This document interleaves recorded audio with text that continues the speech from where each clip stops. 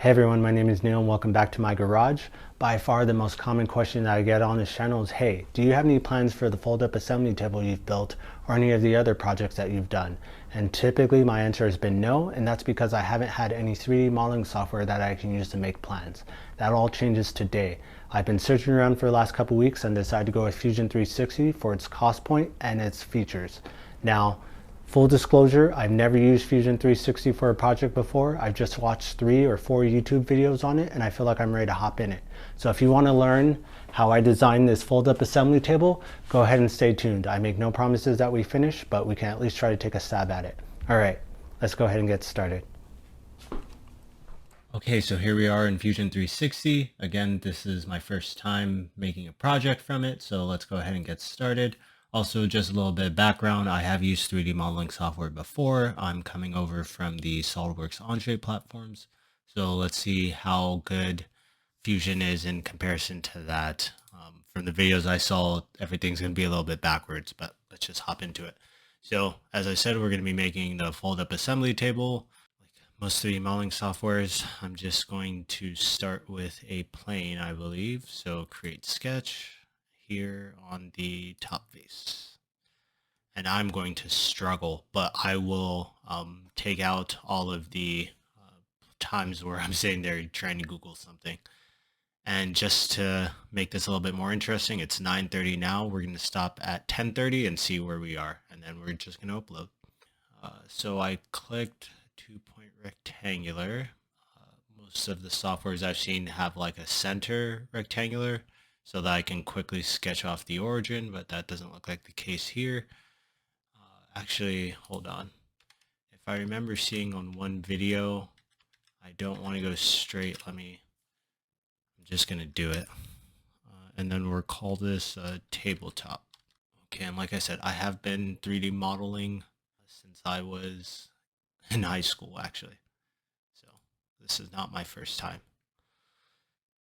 Okay, so now I have a new component. I called it tabletop, and then I'm going to just draw a rectangle. And this is what's crazy to me is all the other softwares I'm using are parametric, but they also allow you to create a part in basically each file, and then you bring them together at the assembly level. So that's a bottom-up approach. So this top-down approach is new.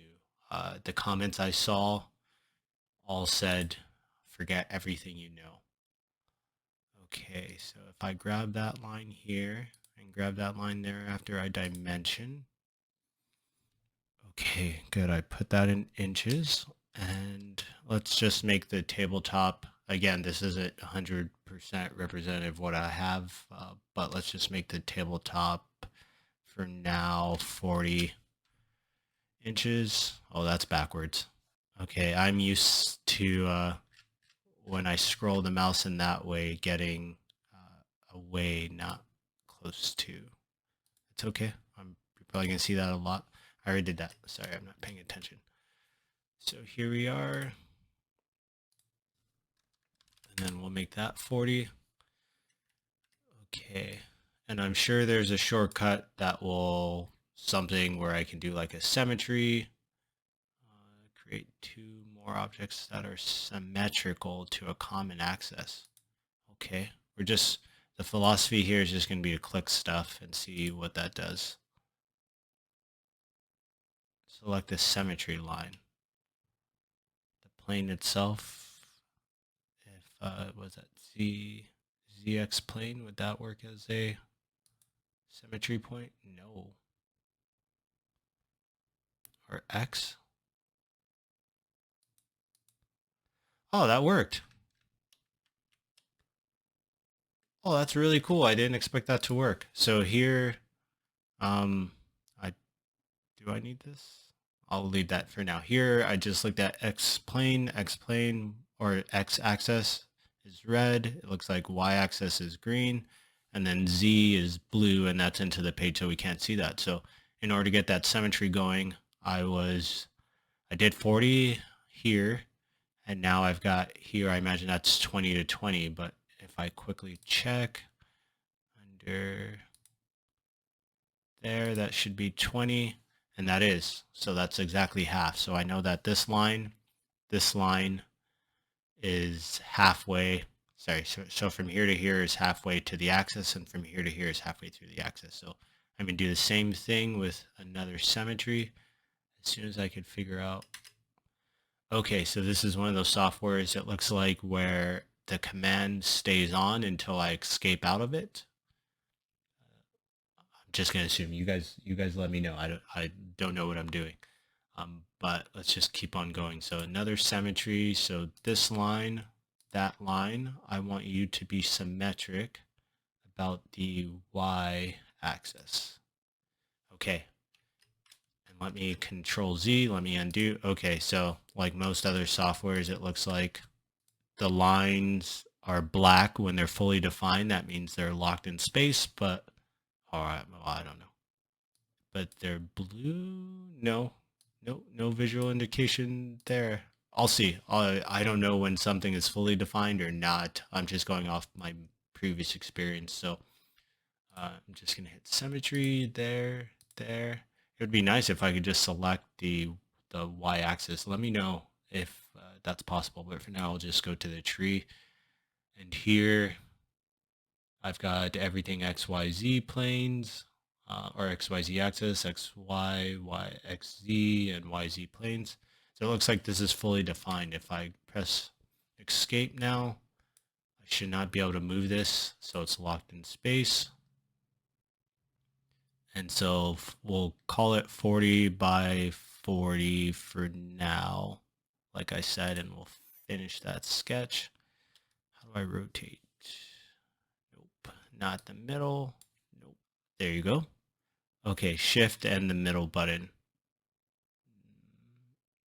If you cannot rotate with just one button, then you need to take a look at your software again, because having to hold shift is kind of a pain. I think I'm used to Onshape, where I can just hold the right button and rotate around. Definitely the easier way to do it, or a way I've become used to. Okay, so if anything in 3D modeling has taught me, it's that all softwares crash, and I don't want to be in a position where I lose my work. So I'm just going to save, and I don't know how to save, but I'm just going to save. And I imagine, because everything will be built in this, what they call it, I don't know, document, file, whatever, I'm just going to call it fold up assembly. Extrude is common. Okay, it extrudes, it grabs. Okay, so as this is, we're going to do 3/4 inch plywood, but we're not going to do 3/4. Yeah, we are going to do 3/4 just for simplicity. I know in the comments, 3/4 inch plywood, it can be 23, 30 seconds or whatever it is, but we're just going to do 0.75 because I don't know what I'm doing. Or we'll do 3/4. Let's see if that also works. 3 divided by 4 gives you 3/4. Okay, inspect. Measure. Okay. Can I just click on one thing, or do I have to? If I just click on that, oh, it does measure. So it tells me it's 0.75 down in the bottom right corner, which is perfect. I'm just seeing how to measure, or I can measure the edge. Okay. Is there a quick way to toggle off your selection? For instance, if I touch that, nope, I don't know. Let me know again down in the comments if there's a quick way to toggle down or toggle off. So by that, I mean I want to select this edge and this edge, but if I want to take another measurement, I want to be able to unselect one of these edges, but still keep one of them. I don't know how to do that. So for the purposes of this video, I'm just going to keep pressing escape. And it looks like there's a shortcut here, I. Okay, so we have the tabletop there. Shift. This is completely backwards than everything I'm used to using. So, but it's not too far off. Like all 3D modeling softwares, I've used SolidWorks is what I learned in university. I've used CATIA. I also took a university class on that. Solid Edge, Onshape. I feel feel like there's one more that I've used. SketchUp, which, sorry, I was not a fan of non-parametric modeling. New components as well, since we split out each component to just have one body or two bodies, but let's just stick with bodies for now. That, and then we want these to mirror over here. So mirror plane, instead of being ZX now, it'll be YZ. I can just click there. And there you go. That is a table. And it took an hour and 17 minutes. I'm happy with this. This is exactly why I was on the fence about picking up a 3D modeling software, was not being able to know if I would be able to pick it up quickly. But in an hour and 17 minutes, we've produced a table. Now, is this tree the most optimized? I'm going to go out on a limb and say absolutely not. But is it updatable? Here we have everything. We can roll this back, and this is what's great. You can roll this back to when we had nothing, right? When we just had a little tabletop. If I press play, will that just go through the whole workflow? And it does. Yep, creating it slowly for us so that you can visually see what steps were taken in order to make this. So that's the end of this video, guys. We're gonna go ahead and make a part 2. Let me know if you want a part 2. Get these legs oriented in the way they need to be. I can cut the dado in between them so that we can have the crossbars, the small ones, and then we can add the cross brace. And then for the wheels, I'm not going to model that. Toggle clamp, I'm not going to model that. Those already exist on McMaster-Carr, so there's absolutely no reason to remodel something that already exists. As a quick tip, when you can find an existing part or assembly, grab it, throw it in yours, continue on.